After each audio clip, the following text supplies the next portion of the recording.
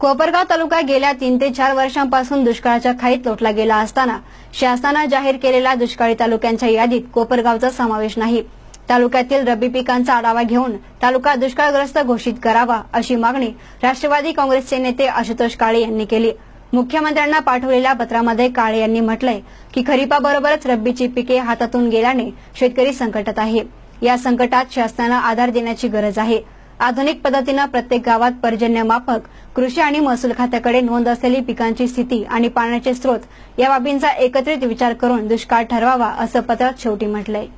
दुष्काळी परिस्थिती असल्यामुळे वाड्या वस्त्यांवर टँकरची मागणी केलेली आणि या मागणीचा ठराव आम्ही करून पंचायत समितीकडे पाठवलेला आहे। प्रत्येक गावच्या ग्रामपंचायतीने त्यांचं काम केलेलं आहे। त्यांच्या गावातील नागरिकांनी त्यांना ज्यावेळेस टँकरची मागणी केली त्याचा पाठपुरावा त्यांनी केला, ठराव केले, पंचायत समितीला पाठवले, त्या लोकांनी मला दाखवले।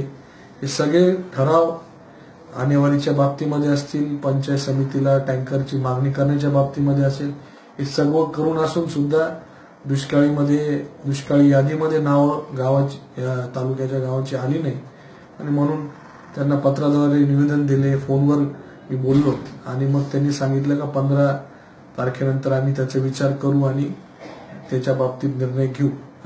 पाण्याच्या बाबतीत आपल्याला सर्वांना सांगायचं झालं तर नगर, नाशिक, औरंगाबाद असा वाद निर्माण झालेला आहे। पुढे जाऊन ते वाद कदाचित कोपरगाव राहता असा वाद होईल।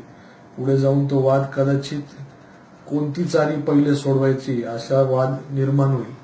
परत कुठली चारी सुटल्यानंतर कुठला फाटा सोडायचा असा वाद होईल आणि म्हणून मला असं वाटतं का पाण्याच्या बाबतीत कुठेही राजकारण व्हायला नको।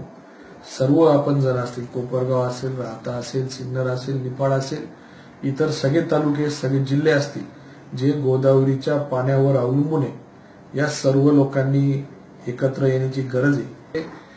विरोधी आमदार असताना देखील ज्यावेळेस अजितदादांनी अहमदनगर जिल्ह्याची मीटिंग पाण्याच्या बाबतीत घेतली, विरोधी आमदार असताना माजी आमदार अशोकराव काळे यांनी उन्हाळ्यामध्ये 3 रोटेशन आणून लोकांच्या पिण्याच्या पाण्याची, शेतीच्या पाण्याची गरज भागवली होती आणि त्या आता बऱ्याचशा अडचणी आहे, पण आता त्या ठिकाणी इच्छा कोणाला आहे कोणाला नाही तो भाग वेगळा आहे। पण इथून पुढच्या काळामध्ये पाण्याच्या बाबतीत गांभीर्य आपल्याला सर्वांना ठेवावं लागणार आहे।